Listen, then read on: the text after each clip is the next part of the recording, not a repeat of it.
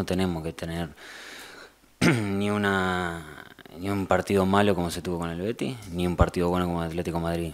Yo creo que el partido del miércoles lo tenemos que hacer mejor que el del día sábado, porque si no estamos entrando en un conformismo que no es bueno. Hay que tratar de siempre tratar de ir mejorando partido a partido. Las cosas que se hacen bien, tratar de mejorarlas, y las que se hacen mal, no hacerlas y hacerlas bien. La idea, tenemos que tratar de lograr eso, tratar de lograr de ganar los partidos, de jugar como nosotros podemos hacerlo. Así que hay que seguir trabajando e ir creciendo día a día. Hay que tratar de tener una mentalidad ganadora, de ir creciendo todos los partidos, de ir buscando una regularidad, porque también eso te da tranquilidad con los resultados para trabajar y para que no se hable tanto de más. Porque la mentalidad la tenemos de salir a buscar los partidos, de salir a ganar. A veces también hay que jugar el rival, que lo hace bien. Yo creo que también el Betis no se jugó bien el primer tiempo, pero el Betis jugó muy buena primera parte.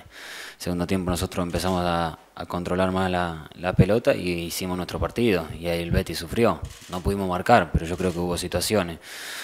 Pero por eso siempre digo que hay que ir con tranquilidad. No hay que volverse loco cuando jugamos un partido bien y somos los peores cuando jugamos un partido mal. Hasta que no esté clasificado 100%, no digo que es vital ganar. Es vital ganar los partidos de local o visitante, como lo fuimos a hacer allá, que jugamos un buen partido, que se sacó un buen resultado, con buena diferencia de goles. Pero ahora hay que pensar en seguir creciendo como equipo y tratar de sumar los 3 puntos, que es muy importante.